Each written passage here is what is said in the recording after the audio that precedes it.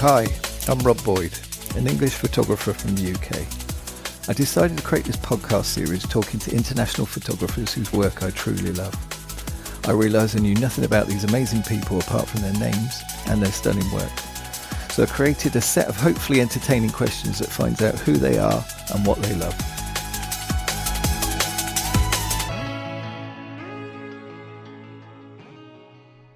Hi Mark, thanks for joining me. I really appreciate you being here. Obviously we've known each other for quite a while now. It's great. Yeah, nice to be here, Rob. Thanks for having me on your new podcast. Absolute pleasure, mate. If you start with your name and your Instagram name, that'd be amazing. Okay, my name is Mark Smith, and my Instagram account is @MarksBrokenLens. That's such a cool name. That's amazing. And do you have a website? I have a dormant website. I am going to be resurrecting it very soon I've got the same domain name as in marksbrokenlens.com. But I shall be refreshing that very, very, very shortly. I look forward to that one. That'd be cool. Excellent stuff. And where do you live? I live in Sutton, which is London Borough of Sutton in South London. Lived there for probably last 30 odd years or so. Excellent. And where are you from originally? Well, I was born in Nottinghamshire, but when I was very young, I moved to not far from where I am now, which is the borough of Croydon. It's actually neighbouring the borough of Sutton where I am now, so I haven't moved too far in the last 50 odd years. Excellent stuff. So if I visited you, where would you take me to shoot? Probably the City of London. I like the financial district. All those sort of areas around the Bank of England. I love all the little alleyways and roads around that sort of area. Broadgate, Shoreditch, the new area around Moorgate and City Point. I don't know if you're familiar with those at all, but I like the shiny big new buildings and the sort of contrast against the small people walking past, etc. It's really cool. Well, what I love about your work is scale. I mean, you get such huge scale on everything. That's the thing, it's especially with Instagram, it's so difficult because you're restricted on what you can post, but you still get that huge scale and the tones are just spot on. Oh, well, thanks for that. I understand what you're saying. The images do look a lot better when they're printed out on a nice big piece of paper. It's hard to sort of really appreciate ant-sized people against tall buildings on the restrictions. Absolutely. Yeah. And have you got much printed? Have you got a lot of printed work at home?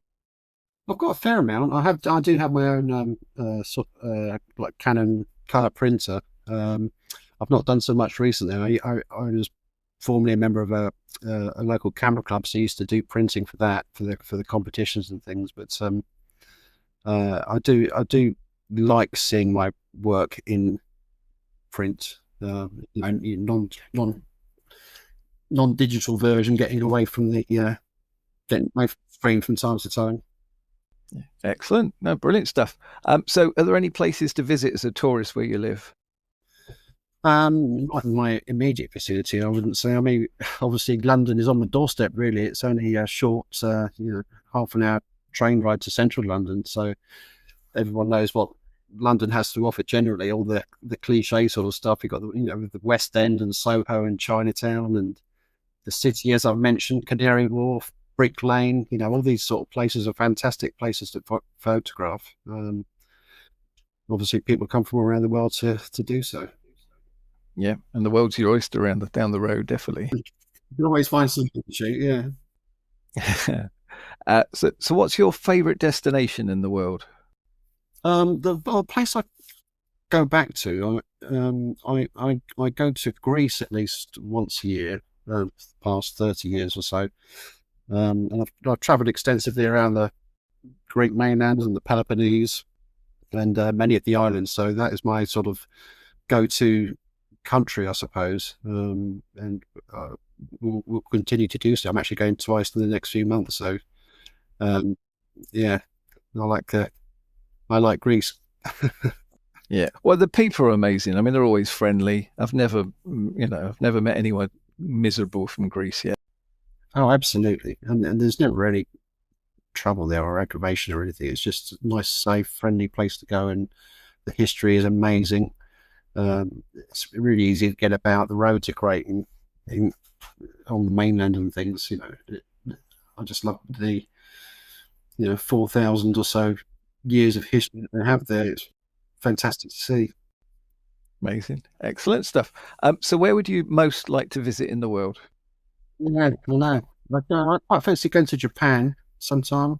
You see some of the work from photographers over there always looks amazing. It's kind of on my list of places to go. But yeah, Japan, Vietnam, further afield, sort of Asian destinations. I quite fancy. Yeah, perfect. Absolutely great. So bit of a random one. These are where the random questions come in. If you could time travel, where and when would you visit? I wouldn't mind doing a bit of street photography in ancient Rome. All the hustle and bustle of ancient Rome. It would be quite nice to have had a camera and see how day-to-day life sort of operated there. Or just last week, I was recently visited Dubrovnik, and the history there. Just like 16th century Dubrovnik would be quite interesting. I think, in terms of buildings and things, it look very similar to how it does now. But it's an amazing place. I think the smells might be different. It's probably cleaner now than it was then, certainly. Yeah, Yeah, definitely. So if you could photograph anyone in history, who would you shoot? Perhaps David Bowie, or Debbie Harry, 1970s. I used to have a portrait book by Annie Leibovitz of iconic, portrait photographs obviously from the 70s and 80s and things like that. But yeah, I'd love to, be able to create that kind of work. Those sort of iconic portraits would be fantastic. But yeah, I think Bowie or Blondie, one of them. Yeah, definitely a good choice. So tell me a fun fact about yourself or a story. I did a coast to coast walk last year. I walked from the Caribbean Sea to the Pacific Ocean, across central Costa Rica, which was completely brutal, to be honest, but equally amazing. It was absolutely a life-affirming journey. Very hard walk, but something I'll never forget. Absolutely amazing time. I highly recommend it. I'm not that fit, but yeah, okay. I'm glad you did it. Right. So, what's your favourite word? I know it's pretty random, but everyone's got a favourite word. I don't know. I struggle with this one a little bit. I quite like bosh, as in bish bash bosh, getting things done. Probably use that quite a bit. Yeah, so I'll go with that. I think bosh. And tell me a new word or a saying I might not know. It's obviously an international podcast, so we, speak to everybody all over the world. Somebody's always got a weird and wonderful saying, or a word. Again, I struggle with this a little bit. I've got a friend who says totes a mosh a lot, like there's a term for saying goodbye. I know, like for the youngsters, totes a mosh is like totally emotional sort of thing. But I think it's something that's, in the context that it's used in, totes a mosh, I think is sort of derivative from it's been emotional. The Vinnie Jones line from Lock, Stock and Two Smoke Barrels many years ago. So it departs with totes a mosh, like disappears. I quite like that. Yeah, I love it. That's great. That's a really good answer. So, when did photography click for you? Obviously, excuse the pun, but what moment did you realise you could take a good photo? Memory that really sort of stands out for me was a photograph I took about 5 years ago when I was just getting into street photography, really. And I was walking around the sort of Fitzrovia area of London, and I remember walking through this passageway between some shops. It was a covered sort of walkway, and looking through what was the disused shop, and between sort of two sets of windows, really. And there was a guy standing in the street using a vape, and the smoke was rising above his head. And I took the shot, and I just thought, I just started chuckling to myself in delight and how pleased I was with it taken. And it's like a feeling that I get very, very rarely, but it's happened a couple of times since, but this was the first time it really happened. And yeah, I think that's when I thought, well, I'm going to do this a bit more. You know, I'm really enjoying this. This is what it's all about, is getting something that you're really happy with. Yeah, and a light bulb moment where it just goes off. It's like, bing! Oh, actually, this is cool. Yeah, absolutely. So, talking of photos, what's your favourite 3, and why do you like them? Well, in at number 3, is a picture I took again about 5 years ago, wandering around the back streets of the old dock area in Liverpool. I took a picture. It's in Dublin Street in Liverpool, near Tobacco Dock, and so it's an architectural picture, really, of an old Docklands warehouse, and it had the colours were just beautiful in it. This old Victorian warehouse with turquoise doors and windows against the red brick, and there was an abandoned shopping trolley which sort of added to the composition in the bottom of the frame, obviously. And I subsequently found out later on that it had been used as a backdrop for some quite iconic pictures, like involving the Beatles and Bob Dylan and this sort of. Still one of my favourite pictures to this day. I would say, secondly, it was a picture that I took on my travels last year in Costa Rica, just in the rainforest at twilight, and it was really sort of this misty sort of atmosphere. The whole image, like silhouette of tropical trees climbing up into the sort of forest behind, and mist and but light disappearing in the background. And I've got it's sort of proudly printed out on my stairs now, this picture, you know, and it's probably my second favourite. And my first favourite was the image that I was speaking to you about before, then Fitzrovia, with the guy vaping with the shot. Again, it's the colours. There's these bright orange parallel lines in the image. So you have bright orange and black and turquoise again, and it just works to my eye. I just love the colours in it and the composition. Excellent stuff. The nice thing about that is the variety of those 3. I mean, they're three completely different shots. Absolutely. I mean, when I first started really getting into photography in about 2018, you know, I was going to be, I wanted to be a landscape photographer, but you know, I went to the Lake District, and I went to North Wales, and I went to all these places with beautiful landscapes and mountains and lakes and things, and still to this day enjoy taking those kind of pictures, but that's not what's on my doorstep, you know. So it's a lot easier to go 20 minutes up the road and take pictures of shiny buildings with people running past them, sort of thing. Yeah, absolutely. Yeah, brilliant. And that's the nice thing about photography. It's never just, you know, you're a photographer. You're not just a street or a landscape or whatever. It's nice to be encompassing in just being a photographer, I think. So, 2 questions left. What advice would you give to a new photographer? I would say, don't waste hours and hours watching gear promoting videos on YouTube. You need to get out there and just do it. I'd say there's nothing wrong with trying to replicate work that you enjoy while you're learning photography.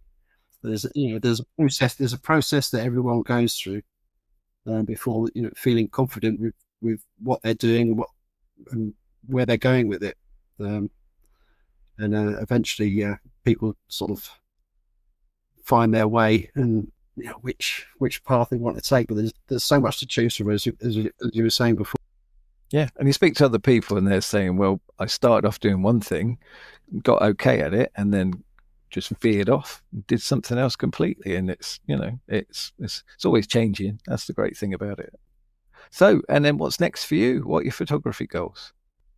I've got. I'm actually taking part in an exhibition in June, the London Photo Show, which is in this year. It's being held in Hoxton, in Hoxton Arches. That's 13th to 15th of June,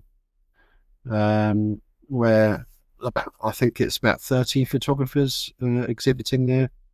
So it'd be my first proper exhibition, I suppose. Work. Hopefully have 8 of my favourite prints up on display. So hopefully you should come along, Rob, and hopefully a few other people as well. Yeah, I think I'm actually here. I don't think I'm away or anything. So yeah, no, definitely. Yeah, that'd be cool. And 8 as well. That's great. 8 shots, Yeah, I think you can find by how much space you have to exhibit your own work, kind of thing. But and which ones do you choose? It's yeah, that's exciting stuff. I mean, it'd be nerve-wracking as well trying to get it exactly right. Not putting any pressure on you, of course, but No, it's good. It's good to think about it. It's good to get everything out there, and it's good for everybody to see as well. Definitely. Yeah, brilliant. Something to look forward to. That's great. Okay, and anything else in the plans? Anything else you're doing?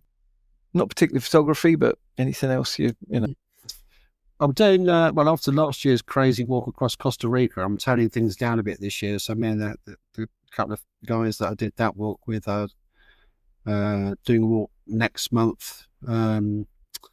The Corfu Trail, which is Corfu, obviously from bottom to top, which is 150-kilometer wander up the middle of Corfu. So I'm quite looking forward to that. I'll take a compact camera with me and take a few snaps along the way, no doubt.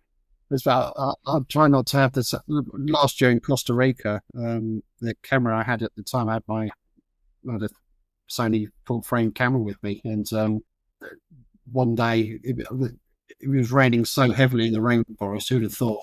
I'm unaware of how wet and how unwaterproof my rucksack was, and my.